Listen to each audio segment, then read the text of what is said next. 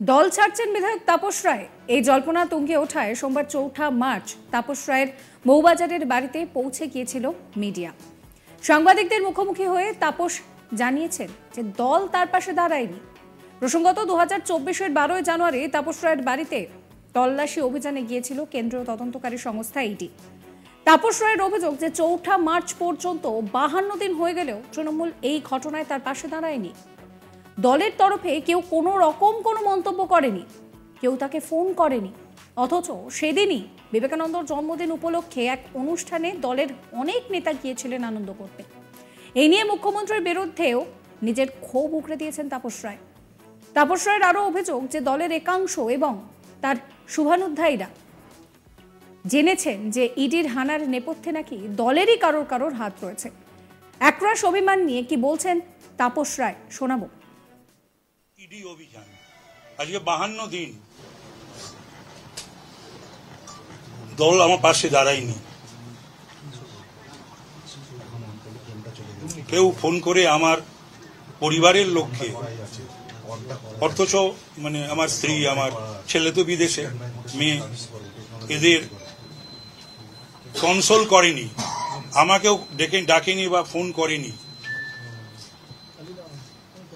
এবং এটার পেছনে সকলে জানে আমাকে ৪০-৫০ জন আমাদের দলের আমাকে ভালোবাসে। এরকম রাজ্যসভা, লোকসভার এমপি, এমএলএস,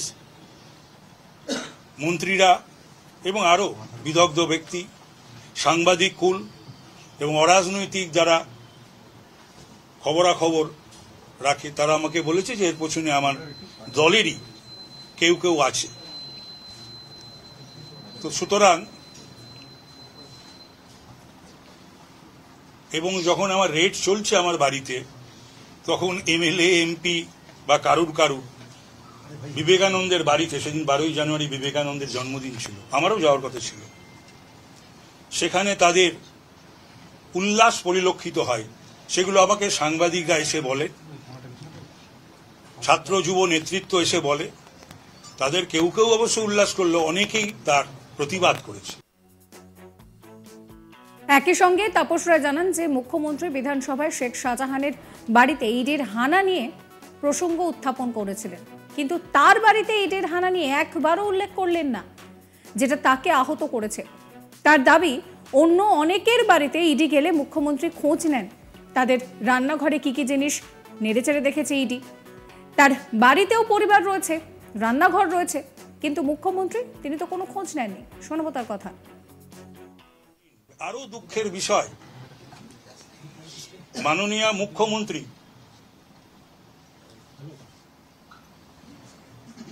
সেদিন অবশ্য বিধানসভায় আমি ছিলাম না, শারীরিক কারণে। তিনি যখন বক্তৃতা দিলেন বিধানসভায়, আমার বাড়ি ইডি অভিযান, এটা উল্লেখ করতেই পারতেন।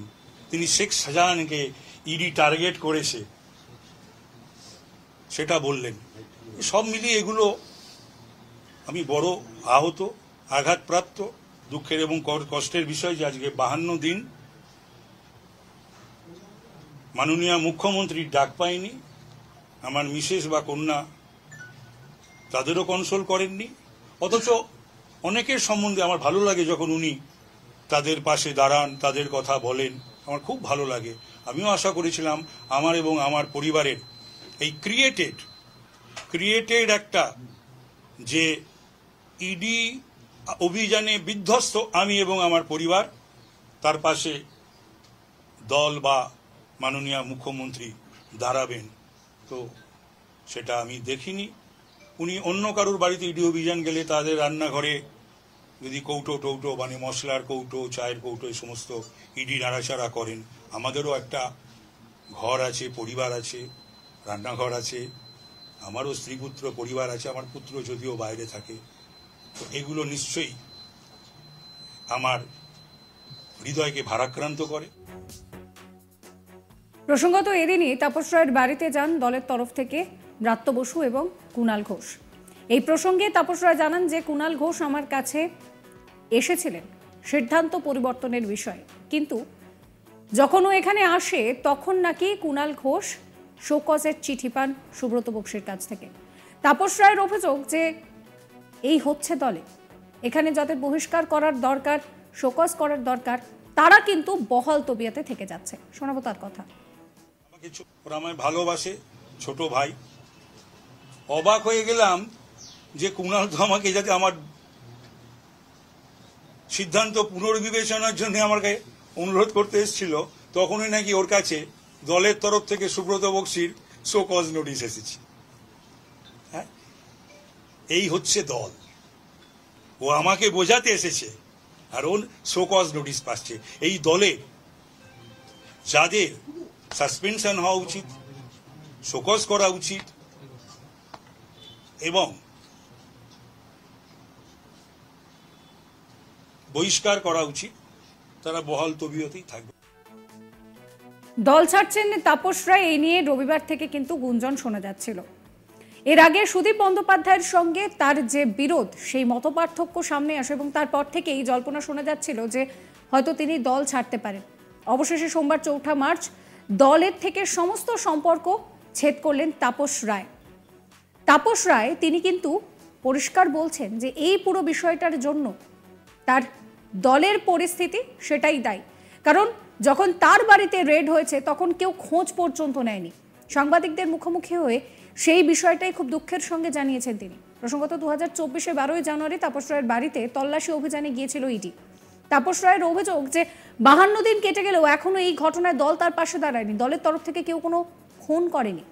অথচ সেদিন বিবেকানন্দের জন্মদিন উপলক্ষে অনুষ্ঠানে অনেকেই আনন্দ করেছেন। এই বিষয়ে মুখ্যমন্ত্রীর বিরুদ্ধেও ক্ষোভ উগরে দিয়েছেন তিনি। কি বলছেন তাপস রায়, শোনাবো আপনাদের। ইডি অভিযান আজকে 52 দিন দল আমার পাশে দাঁড়ায়নি।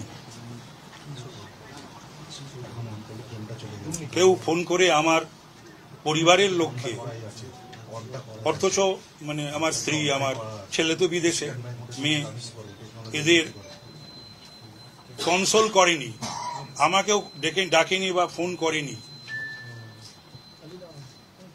এবং এটার পেছনে সকলে জানে আমাকে 40-50 জন আমাদের দলের আমাকে ভালোবাসে। এরকম রাজ্যসভা, লোকসভার এমপি, এমএলএজ, মন্ত্রীরা এবং আরও বিদগ্ধ ব্যক্তি, সাংবাদিক কুল এবং অরাজনৈতিক যারা খবরাখবর রাখে, তারা আমাকে বলেছে যে এর পেছনে আমার দলেরই কেউ কেউ আছে। তো সুতরাং এবং যখন আমার রেট সাবস্ক্রাইব করবেন আজ তাক বাংলার ইউটিউব চ্যানেলকে, ফলো করতে ভুলবেন না আজ তাক বাংলার হোয়াটসঅ্যাপ চ্যানেলও।